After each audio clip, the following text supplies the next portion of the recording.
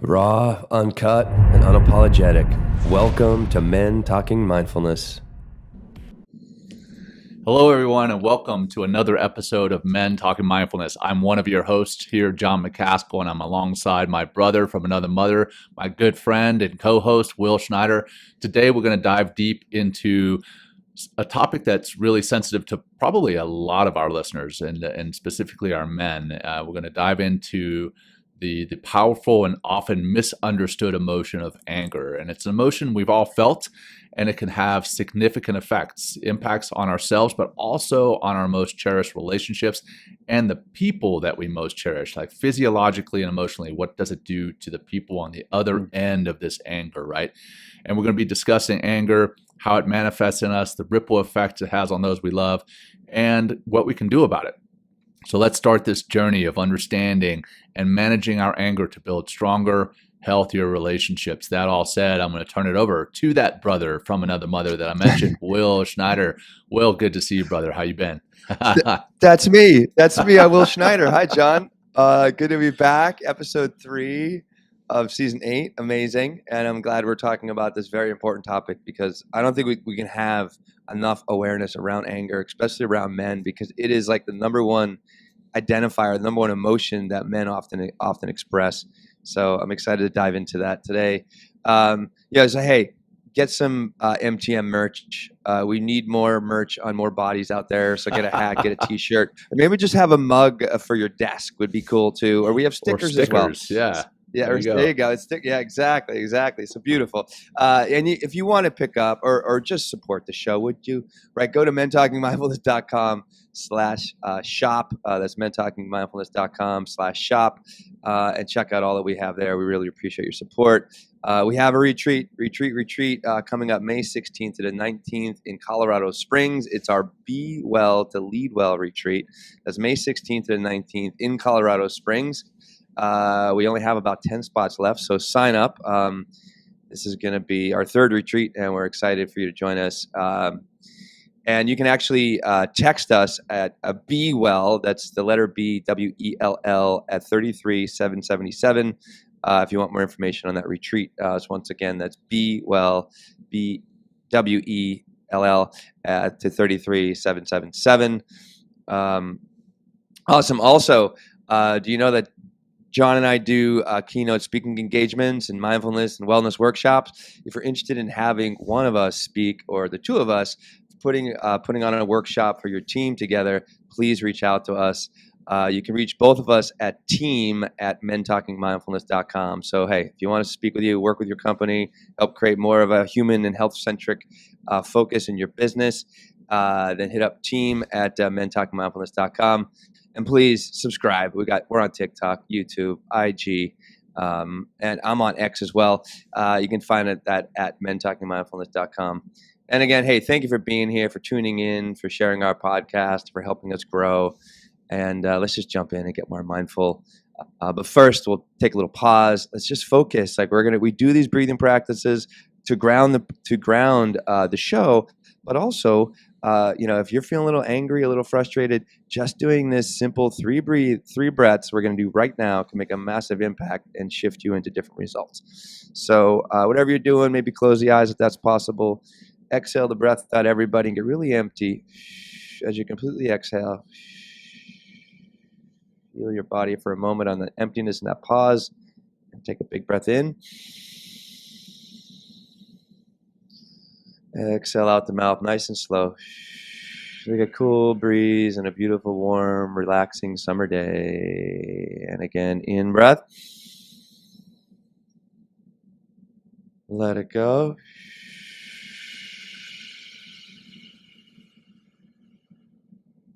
Take that inhale, and as we fill, it's like an opportunity for a new moment.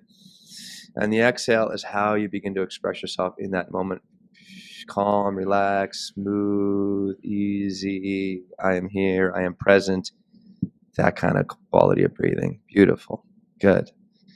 And make some gentle, easy micro movements. And we can come back and let's discover and talk a little bit more about anger, John. Yeah, man. Well, a couple things before we jump into that. You've probably noticed that we're streaming in a different format, different background. Hey, Will and I are constantly trying to make the show better for our listeners and for our viewers. For our listeners that don't see what I'm talking about, maybe tune in on YouTube or on Instagram. We're going to ideally start to stream this on Instagram as well, which is the driving factor behind changing the format, because now we're in portrait mode instead of landscape mode.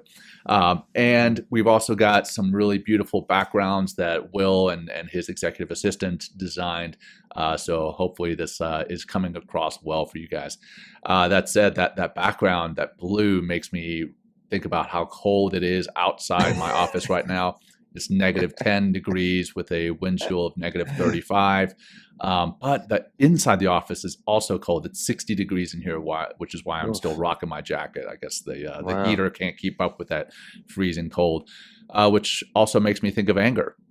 The cold attitude, that can be anger, right? We hear people talk about a cold shoulder and everything else. Well, the reason we're having this show is, I feel as a father, there are times when I do get angry, even as a mindfulness practitioner. Mindfulness does not make you immune to anger. It does not make you immune to stress, but it does change your relationship with anger and with stress and with anxiety and a lot of other things. But I've noticed that there are times when I get angry, I see that it not only physiologically and emotionally changes how I show up in the world, but also the person that receives the anger that I'm putting out there, whether it's my wife, whether it's my children, whether it's a friend, colleague. So I wanted to have this conversation about what anger does to us and our partners in our most important relationships. And when I say partners, that's generic. It's wives, spouses, friends, family, children, co-hosts. Yes, co-hosts. Will and I were going back and forth. This one's pre-recorded because I'm having to work the day that we normally go live, and Will and I were going back and forth before this, changing the background and making it all happen. But we didn't get angry at one another, which is good. But I'm sure there's times when Will has gotten angry at me, and I'm sure there's times that I've gotten angry at him. And what does it do? What does it do to us? And what does it do to our partners? So I felt it was important to understand that anger is not an emotion that only affects you, right? As the person getting angry, it affects everyone around you, physically and emotionally. And I wanted to kind of unpack that and so that people understand what anger, what the effects are, the ripple effects, right? With anger. And there was one other piece I'm forgetting right now. I'm sure it'll pop back into my mind here in a second that I wanted to make sure I covered. Oh yeah, anger. We've talked about it before. Like when Will and I were first starting the show, I think we did a whole series on emotions. 5 or 6 weeks, and one of them was anger. But it was very surface level. And one of the things that we talked about is that anger is a secondary emotion, right?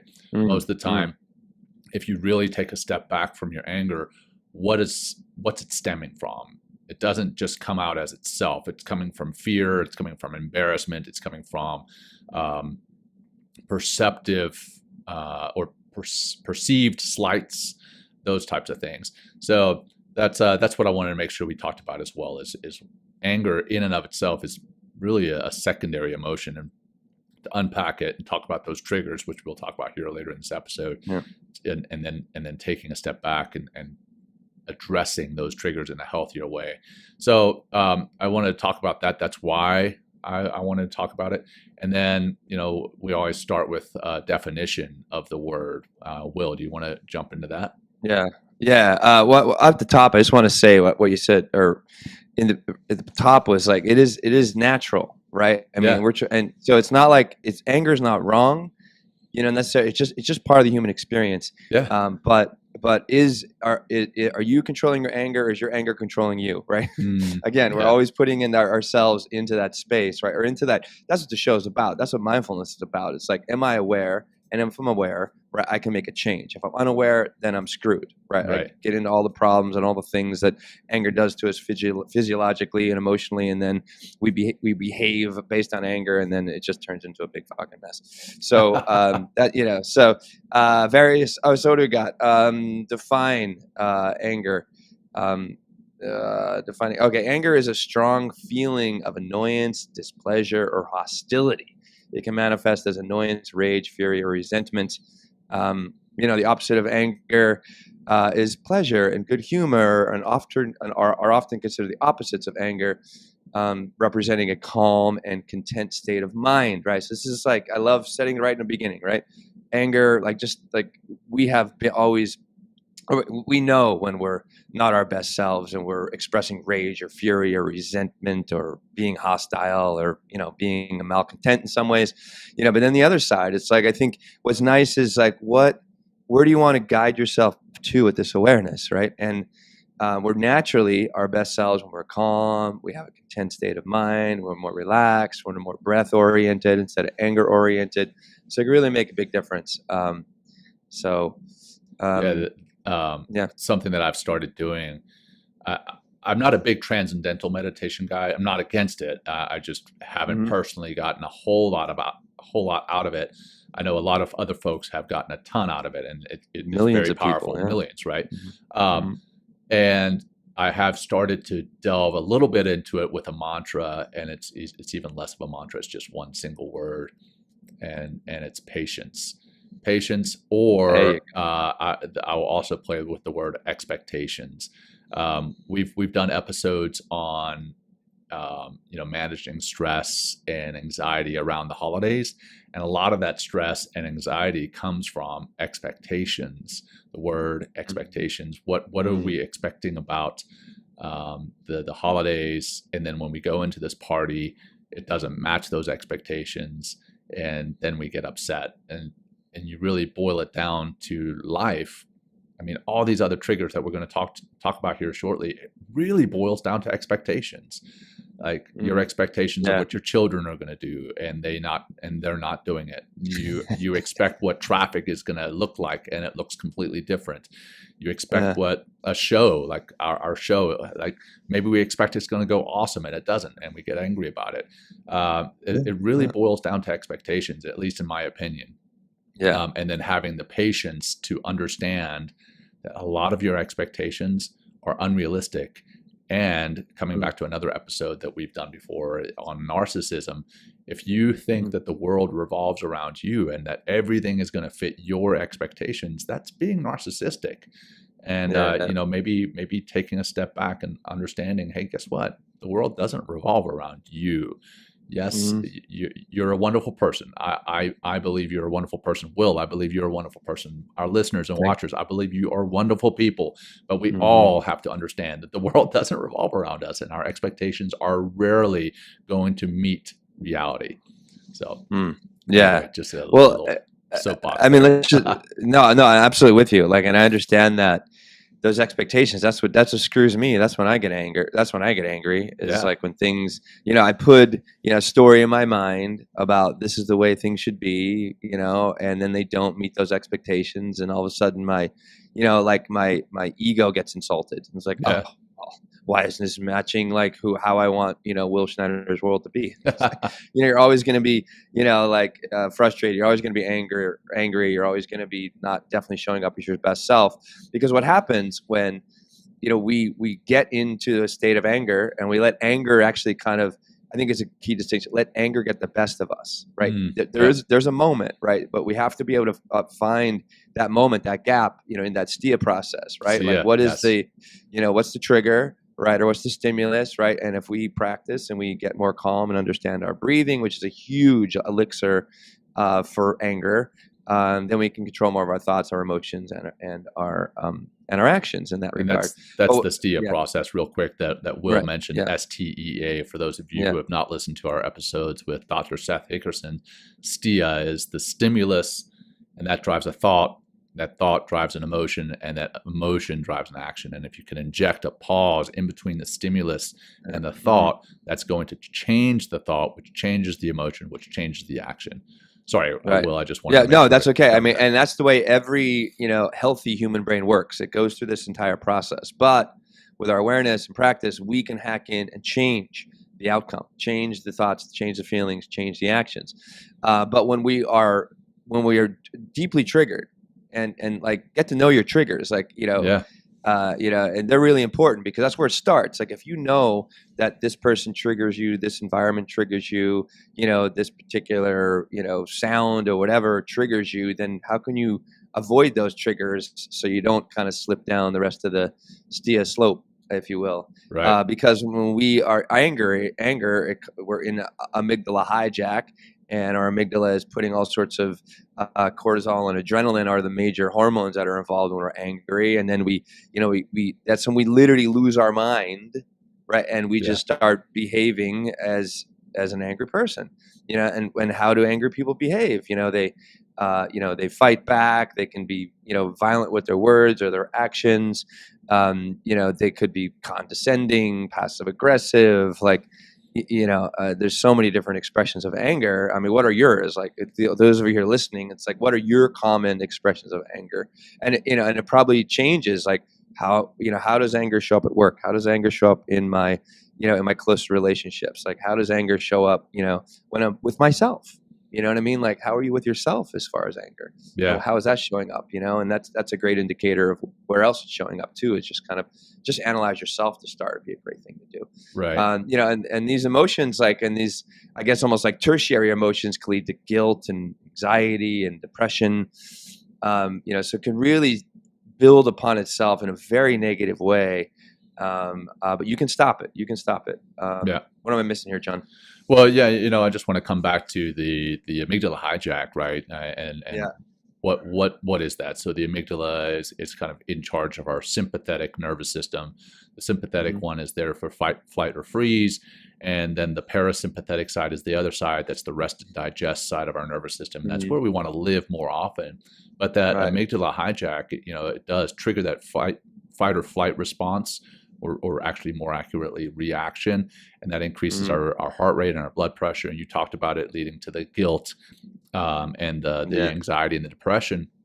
But then behaviorally, what do we do? What's the action piece, right? In that STIA process, so the stimulus, thought, emotion, and action. What does it do? Well, it can result in aggression. It can break down the communication that we have. We talked about crucial conversations. We had a whole episode on crucial conversations and how a lot of the time when we go into a conversation, we're going in to have just that, a conversation. But as soon as we get the amygdala hijack, now the goal of the conversation is to win. And we don't hear what the other people are saying. We really get this communication breakdown. And what else? Impaired decision making. I know when I've taken a step back after getting angry. So now I've taken a step back, but it's too late. I've gotten angry and I've done something. I've reacted. I've yelled. I've used words I wouldn't normally use. Whatever. That is impaired decision making. And then I take that step back and I look and I'm like, oh my gosh, I turned into a monster, and that's too late at that point. Now I need to catch myself in the act, and what I'm doing to myself physiologically and emotionally. But then on the receiving end, I went to I don't know if it was a retreat. I guess it is a retreat. It was a retreat that I helped to facilitate a month and a half back for the foundation called All Secure, the All Secure Foundation. It's for special operators, founded by a former Delta Force guy. And he was talking with his wife on stage, and they were talking about secondary post-traumatic stress injury.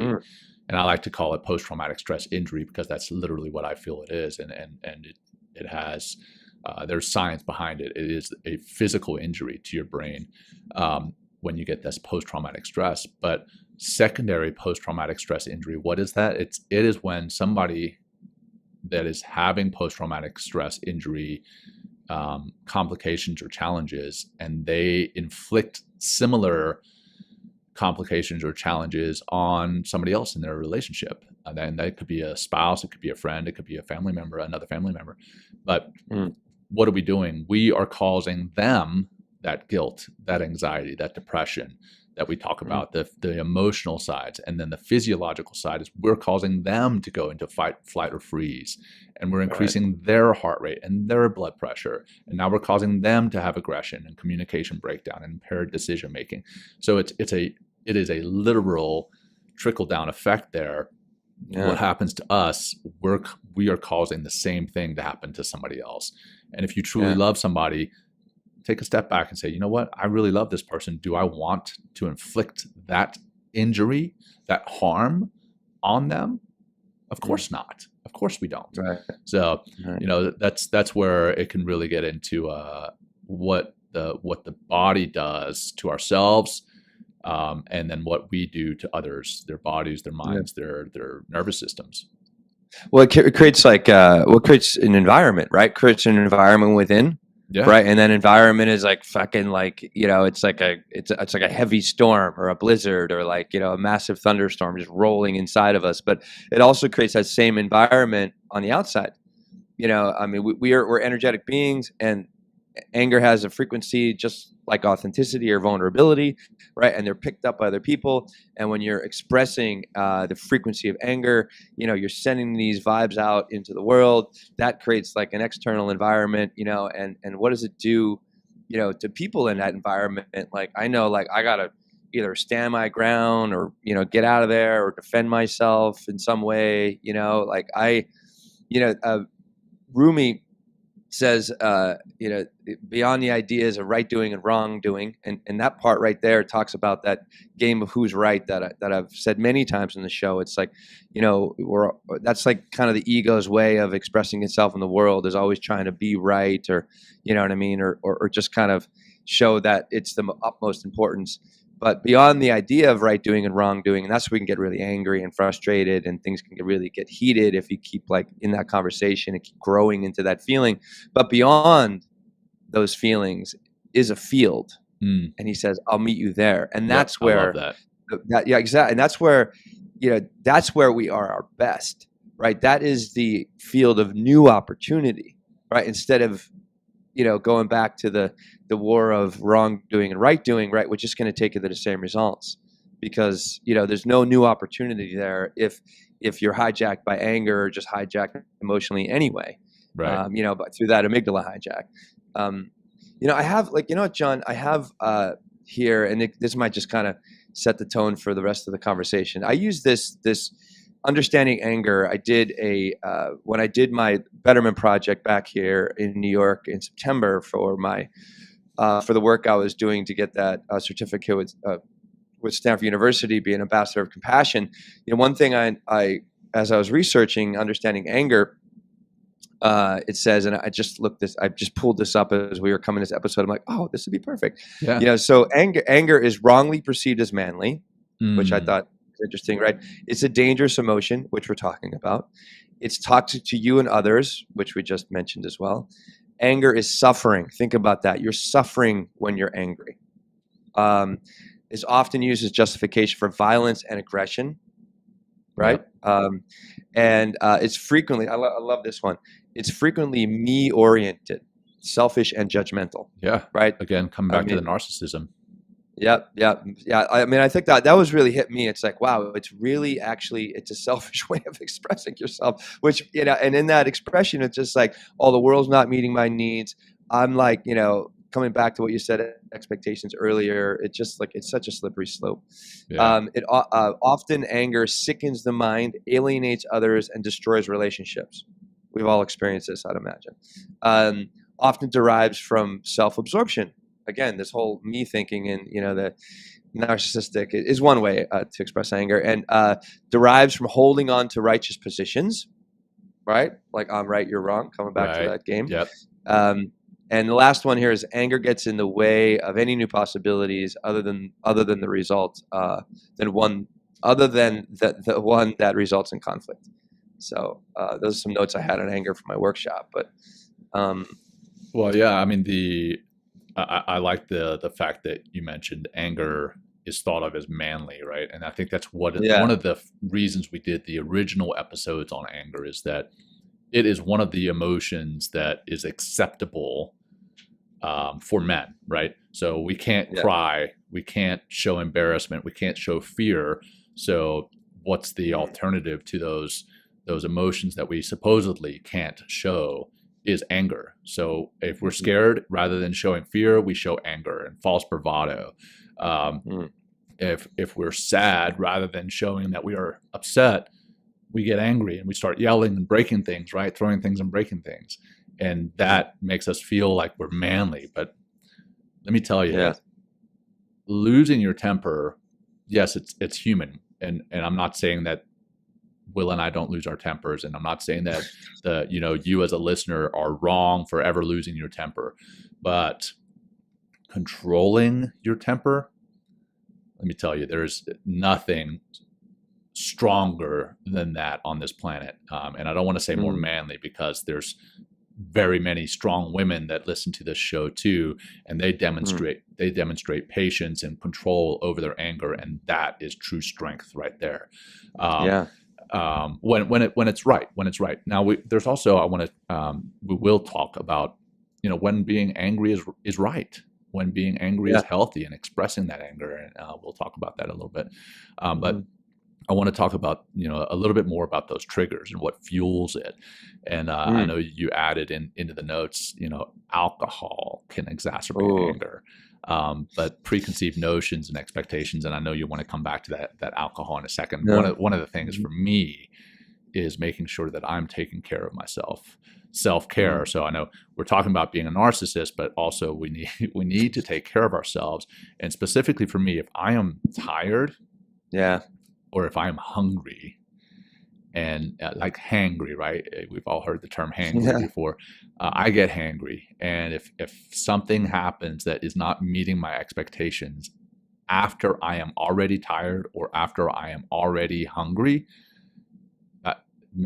I resort to the limbic system. I go back to the limbic system, and my brain kind of shuts down, and everything, my anger takes over. But luckily I have been practicing mindfulness and meditation, and I notice when I'm tired, and I notice when I'm hungry, and I can take some breaths and step back and say, you know what, I need to go just take a nap, or I need to rest for a minute, or I need to get something in me as far as food. But what else can exacerbate that anger, Will? You talked about the alcohol piece. Alcohol for sure. Like, I tend to be like a happy drunk, right? Personally, or like a happy buzzed person, like I just want to have more fun, I guess, and, and get a little silly.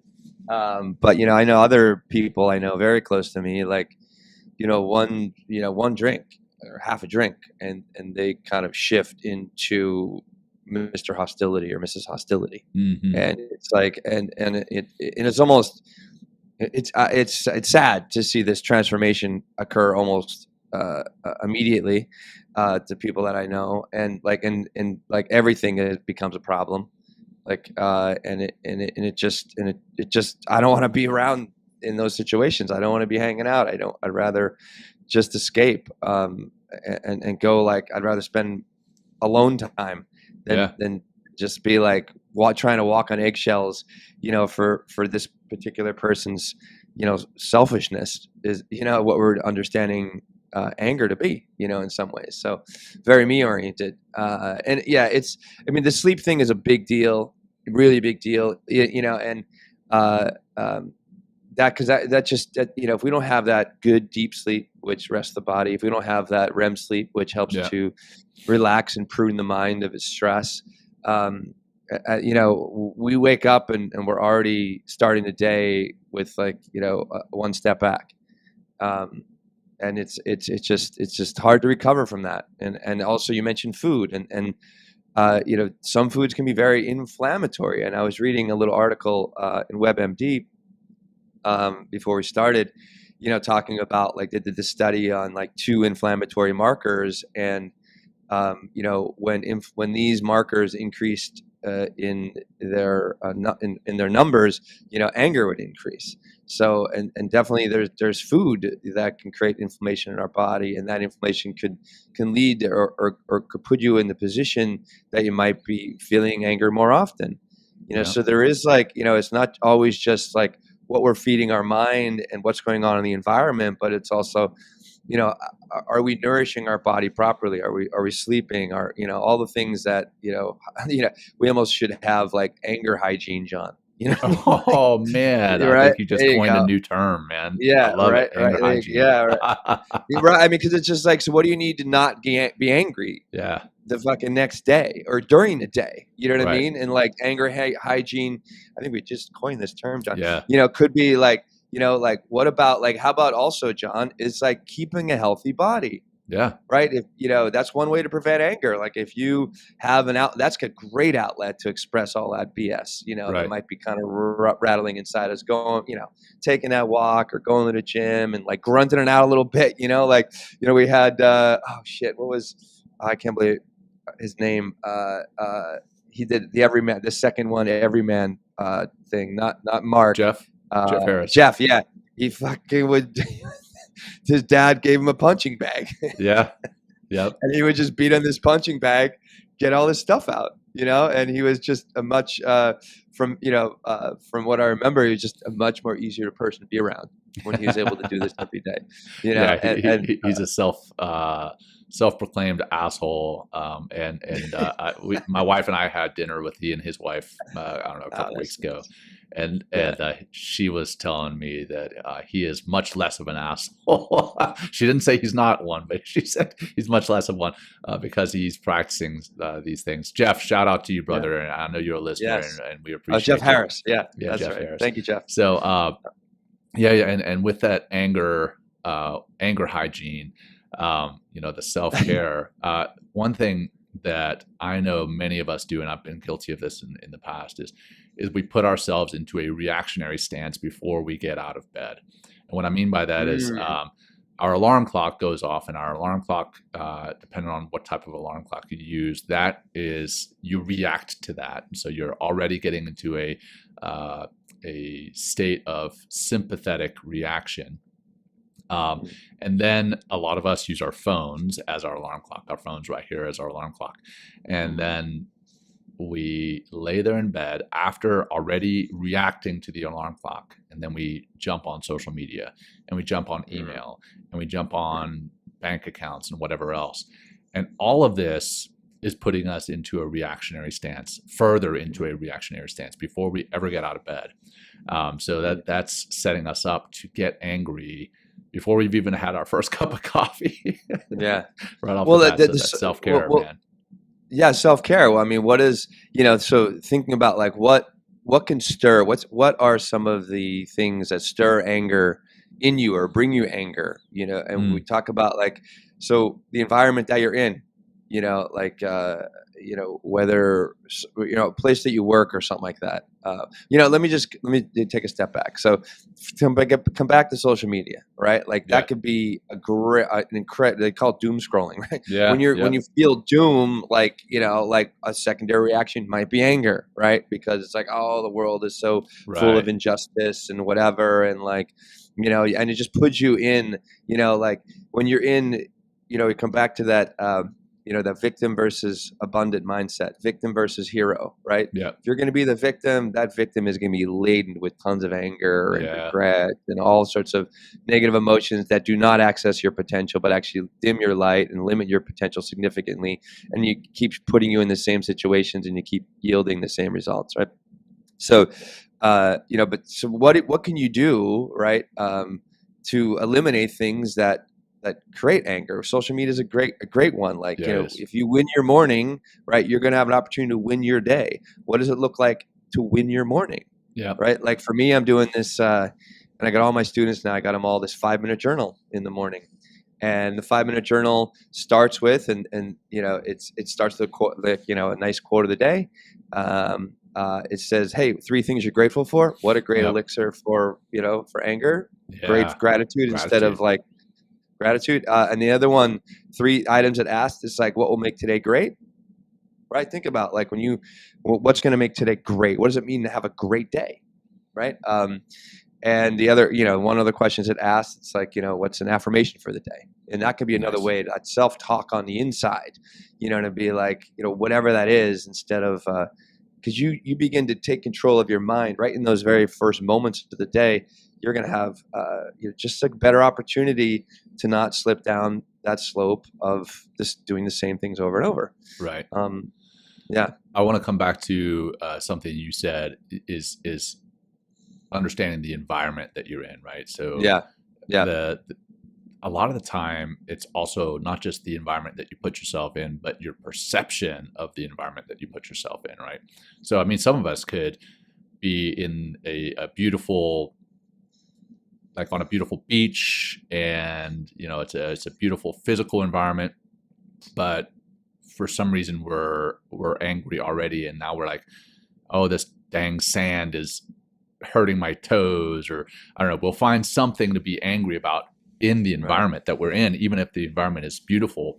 And that can be a physical environment, but it could also be an emotional environment. It could be a relationship environment that we're in, and we're highlighting the negative aspects of these relationships or environments because it feeds our anger and validates the emotion that we're already feeling.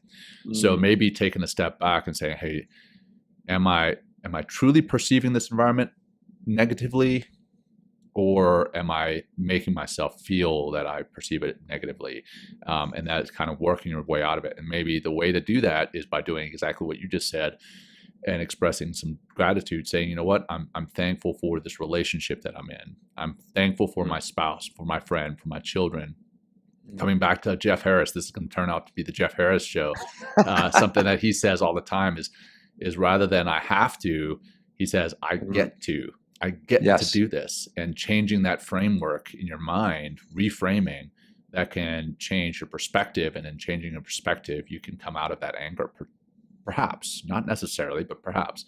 But some of the other ways of preventing that anger, and you talked about some already, Will, getting out, working out, getting into the gym, maybe staying off your phone and staying off social media for a period, staying off news media, depending on your political stance. If you watch X channel, then you're going to get angry. Or if you're on the other side of the aisle and you watch Y channel, then you're going to get angry. So, check your news media consumption. Positive self-talk can be very helpful. Obviously, the show is Men Talking Mindfulness, so practicing some level of mindfulness and or meditating. That's self-care, coming back to self-care. And then, if you need to, if it's really getting to a point that you're struggling with anger, seeking that professional help, going out and getting counseling. I think that's absolutely imperative. And that takes some humility, understanding that you're not perfect and that you need help.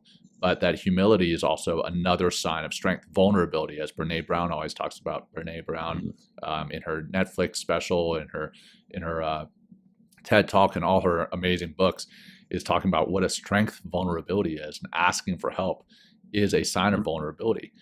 So I just wanted to touch on that too. Yeah. Anything else? Yeah. Well, I mean, I think like you take an inventory. Like if you're an angry person, thank you for mentioning. Like every guy that's listening out there that thinks like, therapy is for weaklings or for lesser men or for, a bunch of fairies or something like that. I mean, it's the dumbest thinking. It's some of the dumbest thinking I've ever heard in my life. And it's so negative. It keeps us from, maturing our masculinity as a whole.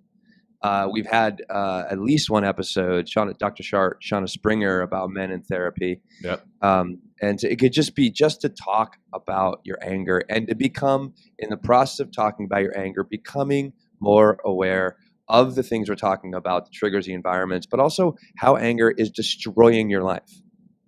It is something that, it is useful in I'd say very select few times in our lifetime. Anger is actually probably the right thing to express.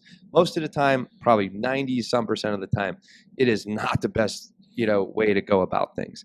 But if you just even after you listen to this episode, take 5 minutes and then, write out like, when do I most often express anger? And then it's just like, how does that anger show up? Right. And then it's just like, what is anger preventing me from? what is anger destroying in my life? What relationships? What is it doing for my work? What opportunities am I missing because of it? Because I have in the notes here, it's like, that anger is the theft of opportunity. Yeah. If you're locked into this mindset of this selfishness and like, oh, the world's not meeting my needs, so I got to throw a freaking tantrum. It's like, that's like, and you might have just right next to you, or the person that you're talking to could be the person that you've been looking for years to help move your business, your life onto the next step. But because you're close, like that's one thing about anger. It puts not only, it puts your shield up, right? But it starts to put, and I love this term, I heard it a long time ago, it paints an enemy image on someone else. Because you need to protect yourself against somebody. That guy's the problem, or that situation's the problem, and I need to like bring up all of my weapons that I've gained over my lifetime in order to defend myself in this perceived hostile situation. And it probably, all those feelings have absolutely no basis in the reality of what's going on in the moment, right? It's like, it's so destructive. It is. And you talked about anger being wrong in 90%. I mean, obviously that's a statistic we kind of pulled out of out of the air, right? But I understand from our experience, though. From my experience, like when I express anger, it's mostly fucking useless. But but we've talked about it being a human response, human reaction quite often, and quite often it's a secondary response or secondary emotion. When can anger be that 10%, right? 15%, whatever it is, when is it actually appropriate? And I was doing a meditation recently on anger. It's on the app Insight Timer.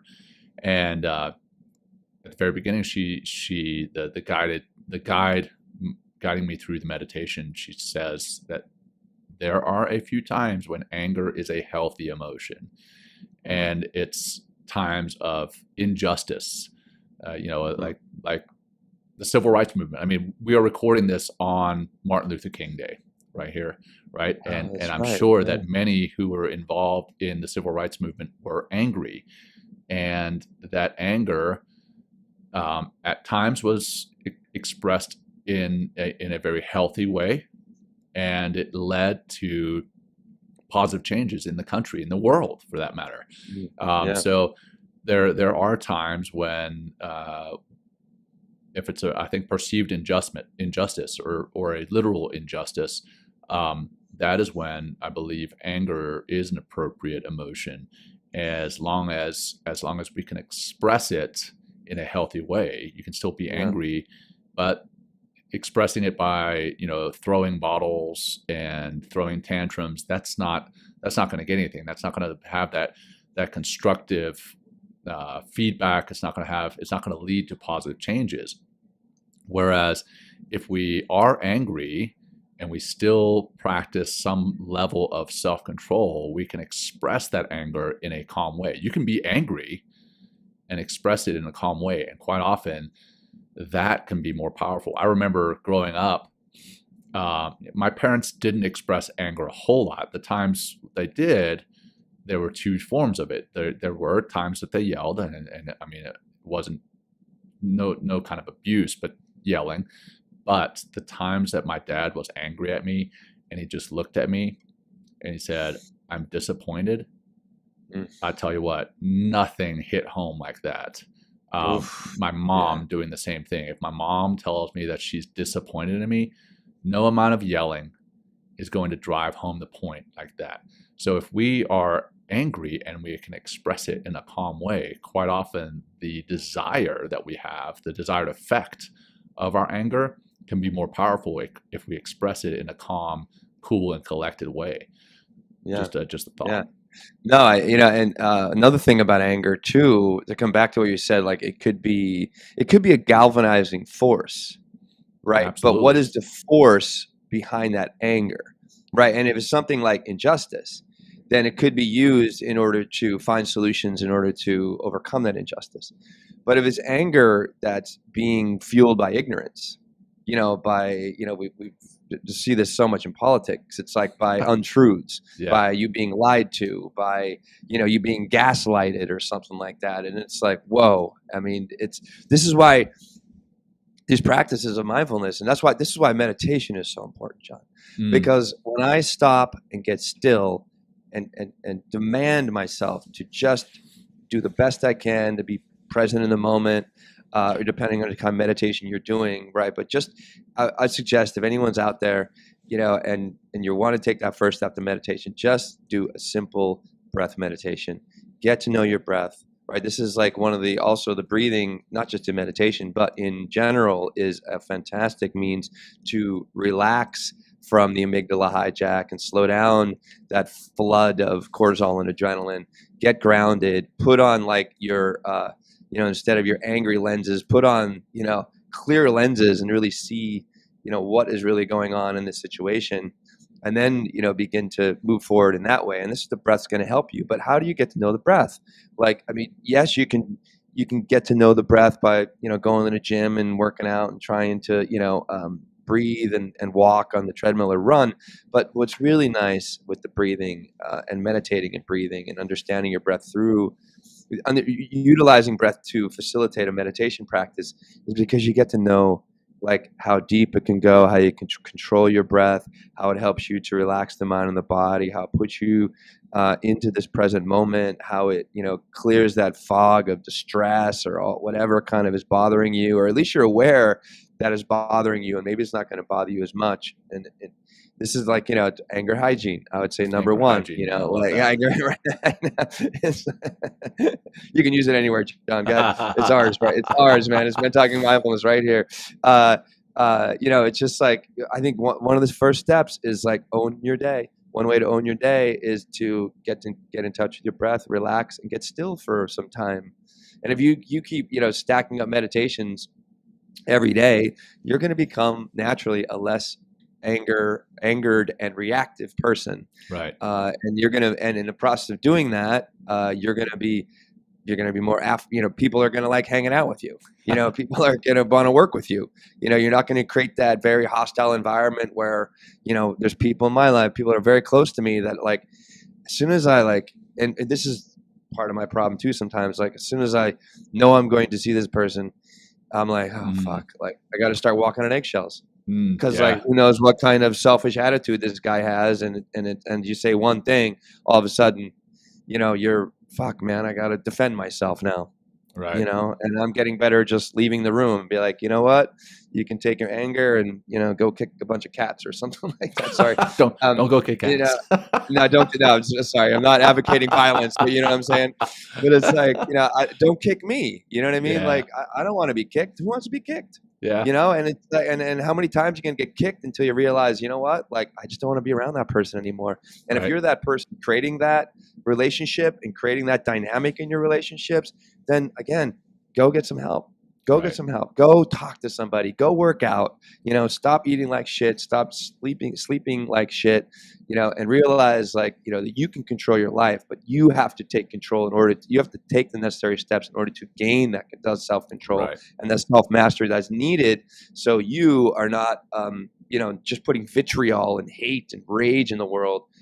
Another thing I had here, John, it's like if you think this isn't an important conversation, and if you've gotten this far in the broadcast, you think it is. But one way to maybe help other people and understand their anger, it's like, how do you want to be remembered? Like, what's the legacy you want to leave? Right? I mean, if you if you have, take a moment, do this meditation. It's like, imagine what people are going to say at your funeral. Do you want them to say like, oh, he was an angry asshole? Or like, oh, wow, he was kind and generous and, helpful and whatever, you know what I mean? Like inspirational, right? I definitely don't want to remember his anger. And I'm doing everything I can to establish a legacy. Men Talking Mindfulness is part of that legacy because I just want to contribute to society. I want to remember it as somebody that has helped men, that has helped other people, be better people. Yeah. That's it, and that could just be, yeah, thank you. That could just be a friendly hello and being kind to people instead of like, it's so, I'm getting angry just talking about anger, John. Because sorry. Don't get angry talking about anger. Oh yeah, you're right. I got to take a couple of breaths. John. Take a breath. Yeah, well, I think that's probably a good place Let's do it. to wrap Absolutely. it up. And I've actually got a meditation that I'll guide us through. It's probably going to be a little bit longer than our typical ending meditation, but why not? So, hey, I just want to put out to our listeners and our viewers, for those who are experiencing anger, tune into the show, because we do give tools. It may not be directly related to anger, but mindfulness, meditation, eating healthier, getting better sleep, that's all taking care of yourself. And as we've covered in the show, self-care can be hugely helpful in managing your anger. It's not going to eliminate it, but it can be helpful in managing it. And for those who have tuned in for the show on video, thank you. For those who listen later in the podcast form, thank you. We appreciate you. Tune in to our social media platforms that are out there. Give us a review, subscribe on the different social media platforms, give us a review for the podcast itself, and then share it far and wide. Again, not because we want to be famous influencers, but because we feel that the work that we are doing can greatly improve people's lives. So if you do know someone who could benefit, share it with them. So that all said, let's get into the closing practice. And like I said, it's going to be a little bit longer than our typical closing practice. So let's begin by getting comfortable and into a safe position, safe and comfortable position, safe and comfortable physically and emotionally, since we're talking about emotional control here. Let's begin by taking a few breaths, inhaling through your nose, filling your lungs completely, and then exhale slowly through your mouth.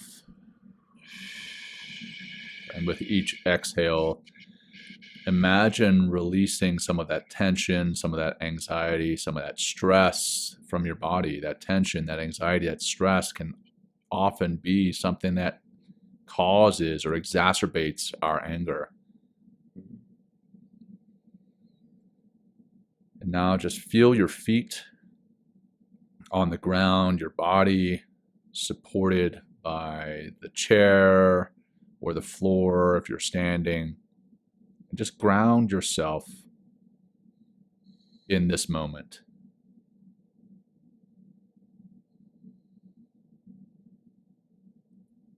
In this place, in this time.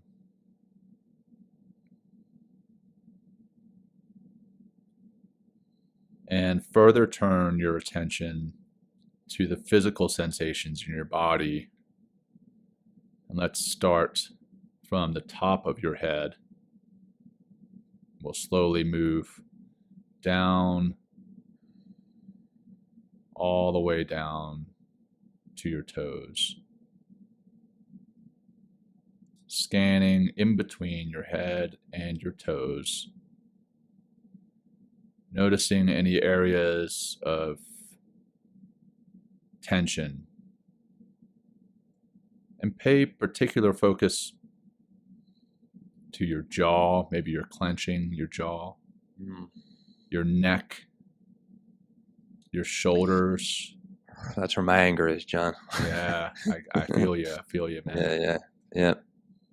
Your stomach sometimes. These are areas where anger can manifest physically as pain or tension. As you identify these areas, breathe into them. And probably wondering what I mean by that. Just breathe in and imagine that breath going to that area of stress, of pain, of tension. And visualize that tension melting away with each exhalation.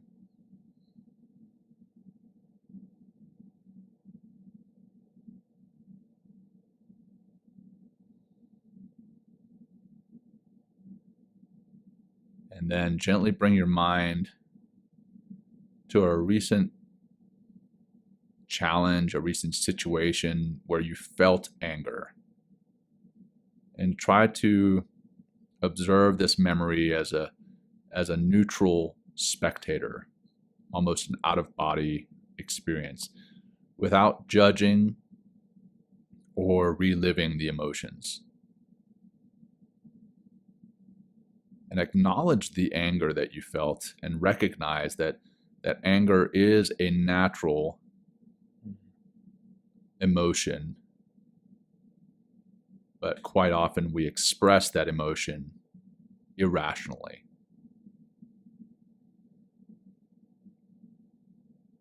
Just recognize the anger without judgment.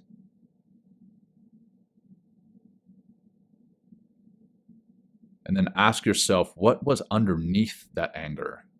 As we talked about on the show, often anger is a secondary emotion. It masks other feelings like hurt, fear, frustration. These are the feelings underneath anger. Breathe into these feelings, allowing yourself to acknowledge and accept them.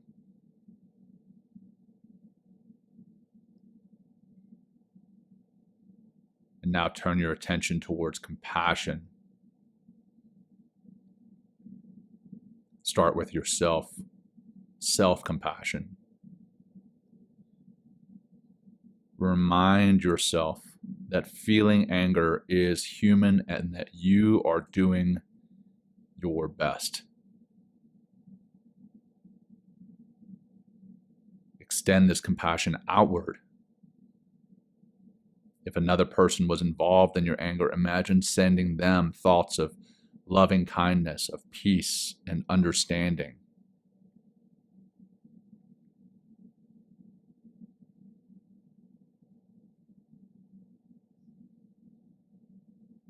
And now repeat silently to yourself, I release my anger to make space for peace and understanding. And I choose to respond with calmness and compassion. I release my anger to make space for peace and understanding. I choose to respond with calmness and compassion.